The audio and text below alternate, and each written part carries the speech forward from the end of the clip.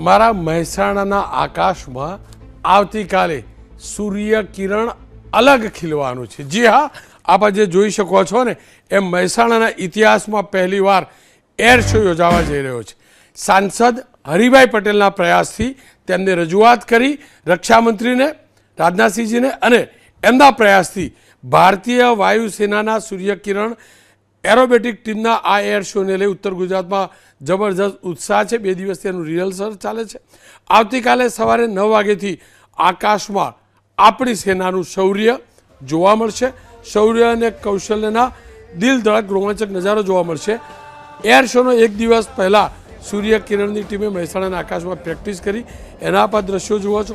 જબરજસ્ત રોમાંચ જોવા મળે છે।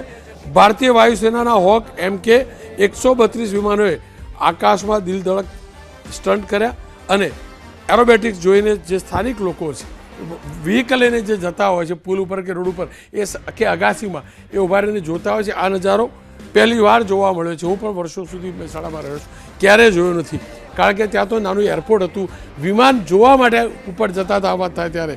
પણ કાલની સ્થિતિ અલગ હશે। સૂર્યકિરણ એરોબેટિક ટીમ 1996માં રચાઈ હતી અને તે એશિયાની એકમાત્ર 9 વિમાનોની એરોબેટિક ટીમ છે। ટીમનું સૂત્ર છે સર્વદા સર્વોત્તમ, અને જે તેની ચોકસાઈ, શ્રેષ્ઠતા અને શિસ્તનું પ્રતીક છે। અત્યાર સુધી દેશમાં 700થી વધુ આ પ્રકારના પ્રદર્શન થઈ ચૂક્યા છે અને કાલે મારા મહેસાણાની અંદર આ થવા જઈ રહ્યું છે। ત્યારે મહેસાણાને એરોબેટિક શો અપાવવા બદલ, એ માટે પ્રયાસ કરવા બદલ હરિભાઈ પટેલને અભિનંદન, સાથે જ મહેસાણાને આ શો આપવા બદલ વાયુસેના અને રક્ષામંત્રી આ બંનેનો ખૂબ ખૂબ આભાર, એક મહેસાણાના દીકરા તરીકે, પ્રદેશના નાગરિક તરીકે।